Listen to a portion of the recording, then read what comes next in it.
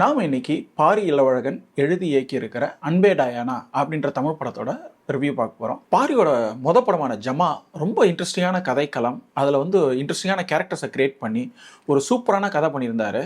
அவரோட செகண்ட் படம் பெரம்பூரில் இருக்கிற ஆங்கிலோ இண்டியன்ஸை பேக்ரவுண்டை வச்சு பண்ணியிருக்காரு. அப்படின்றப்போ எனக்கு ரொம்ப க்யூரியஸாக இருந்தது, இந்த படம் எப்படி வந்திருக்கும், முன்னாடி படம் மாதிரி சீரியஸாக பண்ணியிருக்கிறாரா இல்லையா அப்படின்ற ஒரு கேள்வியெலாம் எனக்கு இருந்தது. அதை பற்றிலாம் நம்ம இன்றைக்கி ரிவ்யூவில் டிஸ்கஸ் பண்ணலாம். நம்ம சேனலுக்கு தான் முதல்ல வரீங்கனாக்கா மறந்துடாமல் சப்ஸ்கிரைப் பண்ணுங்கள். இந்த படத்தோட கதை அப்படின்னு பார்த்தோன்னாக்கா, ஒரு மாடர்னான ஆங்கிலோ இண்டியன் பொண்ணு. இந்த பொண்ணை ஆர்த்தடாக்ஸ் தெலுங்கு ஃபேமிலியிலேருந்து வந்திருக்க இந்த பையன் துரத்தி லவ் பண்ணுறான். அந்த பொண்ணு எஸ்ன்னு சொல்லாத வரைக்கும் இவனுக்கு வாழ்க்கைனா என்ன, கல்யாண வாழ்க்கை எப்படிலாம் பிரச்சனை இருக்கும் அப்படின்றதுலாம் அவனுக்கு தெரியாமலே இருக்குது. திடீர்னு ஒரு நாள் அந்த பொண்ணு எஸ் சொன்னோடனே இவனுக்கு இந்த பொண்ணு கூட எப்படி நம்ம வாழ போகிறோம் அப்படின்னு ஒரு பெரிய பயம் வருது. அந்த பயம் தெளிஞ்சதா இவங்க ரெண்டு பேரும் கல்யாணம் பண்ணிக்கிட்டாங்களா அப்படின்றத அந்த படத்தோட கதை. இந்த படத்தில் 2 ட்ராக் இருக்குது. ஒரு லவ் ட்ராக், ஒரு ஃபேமிலி ட்ராக். இந்த லவ் ட்ராக்கில் பாரியும் ரம்யாவும் இருக்கிறாங்க. இவங்க 2 பேருமே லவ் பண்ணலாம் அப்படின்னு முடிவு பண்ணுறாங்க. அதுக்கப்புறம் பாரி ஒரு ஆர்த்தடாக்ஸ் ஃபேமிலியிலேருந்து வந்திருக்க பையன், ரம்யா ஒரு மாடர்னான ஆங்கிலோ இண்டியன் ஃபேமிலி. இந்த மாடர்ன் ஃபேமிலியை பார்த்து பாரி பயங்கரமாக பயந்துடுறான். அவங்களோட கல்ச்சர் எல்லாமே அவனுக்கு ஷாக்கிங்காக இருக்குது. அதை ரொம்ப ஃபன்னியாக பண்ணியிருந்துருக்கிறாங்க. இந்த பொண்ணு அவங்க வீட்டில் யார் வந்தாலும் ஹக் பண்ணுறதா பார்த்து அவன் ஃப்ரெண்ட்ஸ்கிட்ட போய் சொல்கிறான், டே இவ எல்லாரையுமே ஹக் பண்ணுறாடா, அதுவும் ஃப்ரெண்ட்லேயே ஹக் பண்ணுறாடா அப்படின்னு சொல்கிறப்போ பசங்க, டே இதெல்லாம் ரொம்ப தப்புடா அப்படின்னு அவனை எரியிற நெருப்பில் எண்ணெயை ஊற்றுற காட்சியாக இருக்கட்டும். அதுக்கப்புறம் இவன் அவங்க வீட்டுக்கு போவான். அவங்க அப்பா என்ன சாப்பிட்ற, சரக்கு எதுவும் வேணுமா அப்படின்னு கேட்குறப்போ இவன் இன்னும் ஷாக் ஆகி, டே அவனுங்க வர்ற கெஸ்ட் எல்லாம் சரக்கு ஊற்றி தாண்டா வரவே இருக்கிறானுங்க அப்படின்னு சொல்கிறப்போ அந்த காட்சியாக இருக்கட்டும். பாரியோட வீட்டில் புரட்டாசி மாதத்தில் நான்வெஜ் சாப்பிடக்கூடாதுன்னு அவங்க அம்மா சொல்லுவாங்க. இவன் அந்த டைமில் அந்த பொண்ணு வீட்டுக்கு போவான். போகிறப்போ அந்த பொண்ணு சொல்லுவா, நாங்கள் புரட்டாசி மாதம் தான் நாங்கள் நான்வெஜ்ஜை ஃபுல் கட்டுவோம், ஏன்னா அப்போ தான் சீப்பாக இருக்கும் அப்படின்னு சொல்கிறப்போ அந்த காட்சியாக இருக்கட்டும். எல்லாமே ரொம்ப சூப்பராக இருந்தது. இன்னொரு ட்ராக் அப்படின்னு பார்த்தோன்னாக்க, பாரியோட அப்பா அம்மாவா ரோஜாவும் சேட்டனும் நடிச்சுருக்கிறாங்க. இவங்க 2 பேரும் ரொம்ப கன்சர்வேட்டிவ் வேல்யூ இருக்கிற மக்கள். இவங்க பையன் ஒரு ஆங்கிலோ இண்டியன் பொண்ணை லவ் பண்ணுறா அப்படின்னோன்னு இவங்களுக்கு பயங்கரமான ஷாக் ஆகிடுது.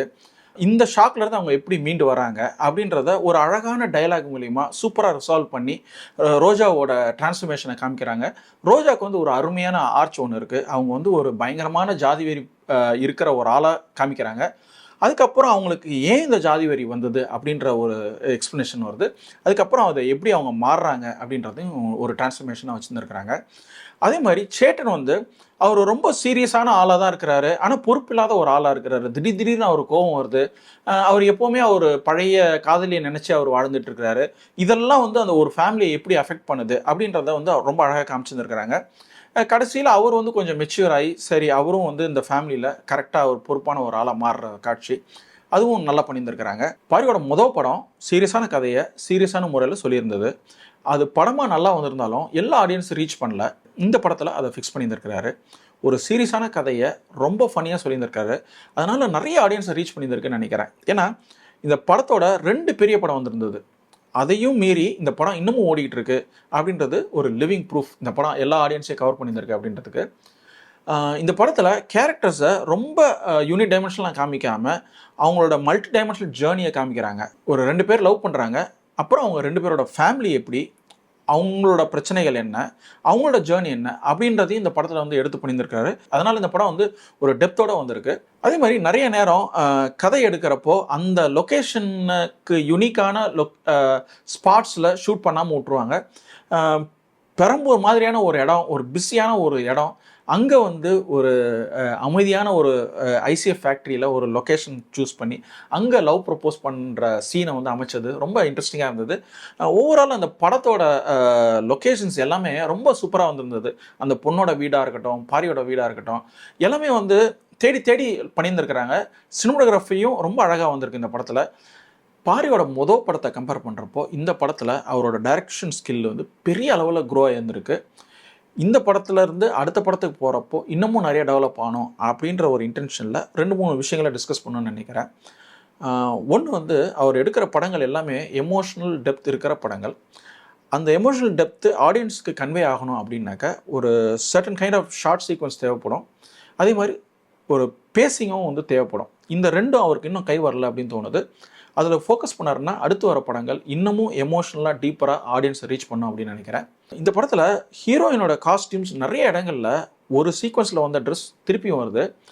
அது வந்து ஒரு மாதிரி நம்மளுக்கு சப்கான்ஷியஸாக வந்து ஒரு ஆடியன்ஸ்க்கு ஜிட்டர் ஆகிட்டே இருக்கும். இந்த படத்தில் ஆங்கிலோ ஃபேமிலியும் இருக்குது, ஒரு தெலுங்கு ஆர்த்தடாக்ஸ் ஃபேமிலியும் இருக்குது. தெலுங்கு ஆர்த்தடாக்ஸ் ஃபேமிலியில் நிறைய ஃபோக்கஸ் பண்ணிவிட்டு இந்த ஆங்கிலோ ஃபேமிலியை அந்தளவுக்கு ஃபோக்கஸ் பண்ணலையோ அப்படின்னு தோணுது.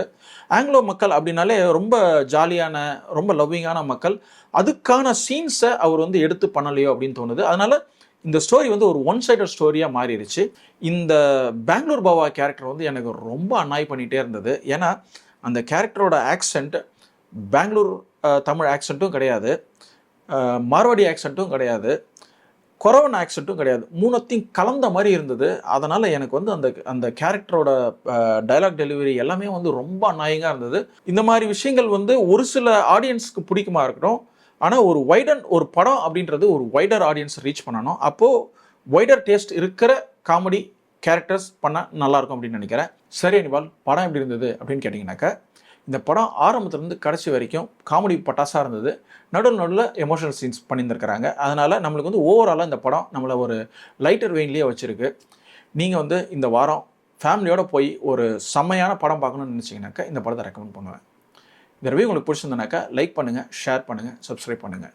இன்னொரு நாள் இன்னொரு வீடியோ சந்திப்போம். அது வரைக்கும்